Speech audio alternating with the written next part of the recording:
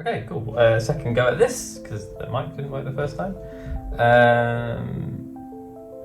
So, basically, I've been super busy trying to get Floaters 2 finished, which is basically done. We did the credits yesterday, and I think we're doing like the last few bits of compositing, and then it's off for sound mix and then grade. So hopefully we're hoping by the middle of January it might be done. Fingers crossed. So yeah, I'll be putting that out soon, I think, and it'll go up a couple of days early on Patreon if anyone's super eager to see it.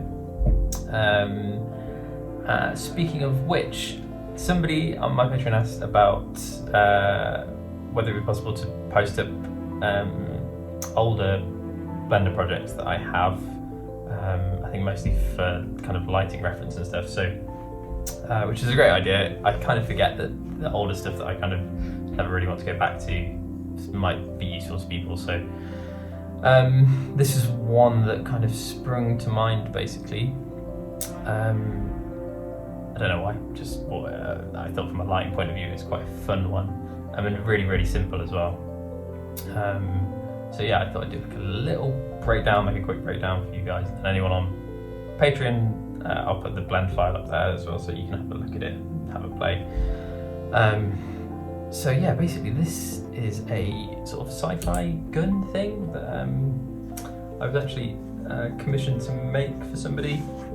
And it was just, yeah, meant to be like a sort of planetary defense thing that kind of like grew into being a bit of a city scene as well, so it was quite fun.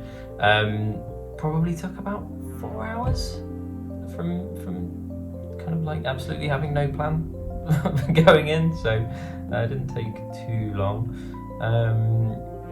And yeah, I'd probably do a couple of things differently now, but at the time I was quite happy with it. So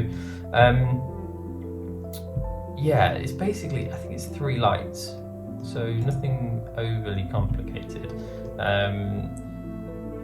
Done this sort of gradient card in the background, which I probably would do later on. Now I just export a transparent PNG, but if you want to do it in Blender, it's a good way of sort of being able to play with the lighting at this point, which is good fun. So yeah, it's essentially just a blue card that I pointed a light panel into just to give us this gradient. Played with the colours for a little while, just to sort of get this dark blue feel. It's kind of, yeah, nice. So I was kind of going for a bit of an anime look, so kind of bright sun, like not trying to avoid bright sun too much. So that's the other light that's in here, I guess, is a sunlight. So if I turn all of the lights off, yeah, that's basically it, unlit, so that's just the world light in there. So yeah, I will probably have started off with the sun, I think, which is giving us this sort of harsh light, and again, most of the time with the sunlight, like I tend to light, I don't light from behind the camera. I think if you do that, I've said this before, but you start getting like a quite flat on image, which that works okay, but you just got to be kind of careful with your angles. So yeah, we had something like that. That's just trial and error, and it's down to taste in terms of what you like and what looks good on the model and that kind of thing. But yeah, it's rare that I'll have a camera like this directly behind the camera, because it just makes everything super flat. Then I would have thought done the background, and at this point a big portion of the work's done really. Like I could have exported that and painted over that and I would have been happy. The only extra thing that I did is added this spotlight, which just gives us an extra bit here, which if I change the colour off, you might be able to see more clearly what that's doing. I think I just did that because I liked that part of the model and I didn't think it was visible, but the light doesn't make any sense really coming from that direction, which shows how malleable you can sort of be with your lighting. It's rare that someone will pick you up on it and be like, oh, there wasn't be a light there. I don't think it really matters too much. So obviously don't make it that horrible purple colour. That's another thing. I mean, like all of the sun lights kind of there that are replicating the sun have made it a little bit yellow, but I don't tend to do too much colour wise, maybe sometimes with a gradient in the background. Yeah, what else? So I mean, from a lighting point of view, that's basically it. It's 3 lights.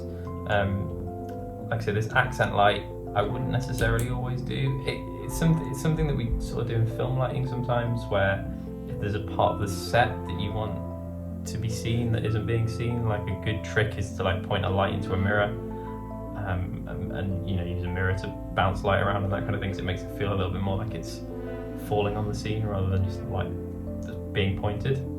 So yeah, I mean, I would say sometimes it's worth just getting a spotlight, putting it in front of your model and dragging it around, and just seeing what's what. And yeah, I mean, there's no volumetrics or anything else going on in here. And then later I take that rendered out in 4K and then painted in some dirt and stuff. But for the most part, it doesn't look hugely different to what we have in Blender. So I hope that's in some way useful. Feel free to ask more questions.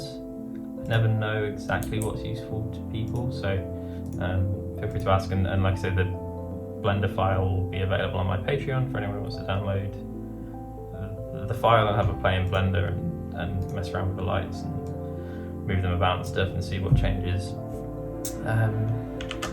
Yeah, I think that's it. So yeah, Floaters 2 is coming soon. I'll try and do more of these. And yeah, all of my kit bash and everything is available on Patreon as well, so all of that stuff, if it's useful, feel free to subscribe. Yeah, thank you very much everyone. Sorry it's been a while, and hopefully there'll be more stuff coming soon.